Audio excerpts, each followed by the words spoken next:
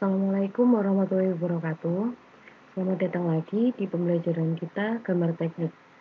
Selanjutnya, ketika kemarin kita sudah membahas tentang proyeksi ortogonal yang dibagi menjadi dua, ada proyeksi Amerika dan proyeksi Eropa.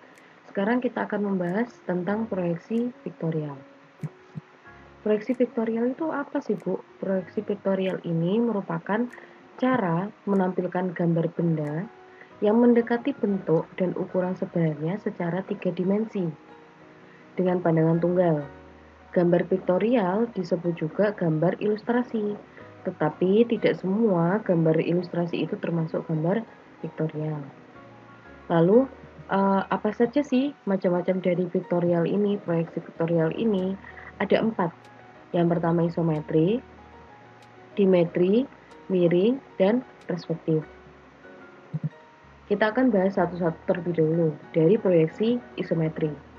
Proyeksi isometri ini merupakan proyeksi vektorial yang membentuk sudut pada garis sumbu X dan Y sebesar 30 derajat pada garis sumbu. Ciri-cirinya bagaimana, Bu? Jadi seperti ini, kita lihat. Sudut yang dibentuk dari sumbu X dan sumbu Y berdasarkan dengan garis lurus sebesar 30 derajat. Di sisi sini 30 derajat dan sisi sini 30 derajat. Sudut yang dibentuk antara sumbu X dan Y sebesar 120 derajat. Lalu, panjang masing-masing X dan Y dan Z memiliki panjang atau skala 1:1 dengan benda yang digambar. Jadi pada proyeksi isometri ini sebenarnya sering kita lihat dan sering kita lakukan penggambaran ini ya. Lalu ada proyeksi dimetri. Proyeksi dimetri itu merupakan apa sih, Bu? Proyeksi dimetri ini merupakan proyeksi dimetri yang membentuk sudut pada garis X dan Y-nya sebesar 7 dan 40 derajat dari garis sumbu. Tadi kan 30 sama 30.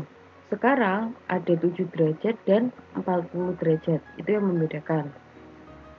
Sudut yang dibentuk antara sumbu X dan Y-nya itu sebesar 133 derajat. Panjang sumbu masing-masing baik X mempunyai skala 1:1, Y 1:2, dan sumbu X, sumbu Z maksud saya 1:1. Oke, kita lanjut. Di proyeksi miring. Proyeksi miring ini atau dikenal sebagai proyeksi obliqui merupakan salah satu proyeksi vektorial yang membentuk sudut pada sumbu X dan Y-nya merupakan 0 derajat dan 45 derajat dari garis sumbu. Seperti ini. Sudut yang dibentuk antara sumbu X dan sumbu Y itu sebesar 135 derajat. Dan ini ya keterangan dari skala perbandingannya. Di sini kita bisa lihat, biasanya kita gambarkan pada penggambaran ini.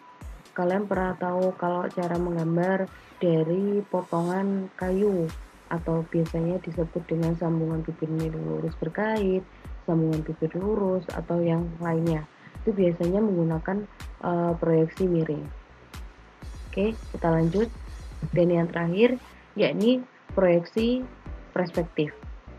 Merupakan salah satu proyeksi vektorial yang menggunakan titik hilang untuk mendapatkan persepsi secara visual dengan cara membuat sebuah objek terlihat pada mata berdasarkan sifat spesial atau dimensi, serta posisi mata relatif terhadap objek. Hal ini menyebabkan gambar terlihat seperti nyata. Namun, untuk gambar teknik, proyeksi perspektif jarang digunakan. Proyeksi perspektif terdiri dari beberapa jenis. Ada 1 titik hilang, 2 titik hilang, 3 titik hilang, atau lain sebagainya.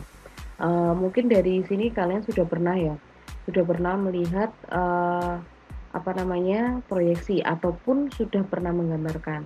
Jadi penggambaran dari proyeksi ini dia menggunakan beberapa banyak titik seperti pada gambar ini.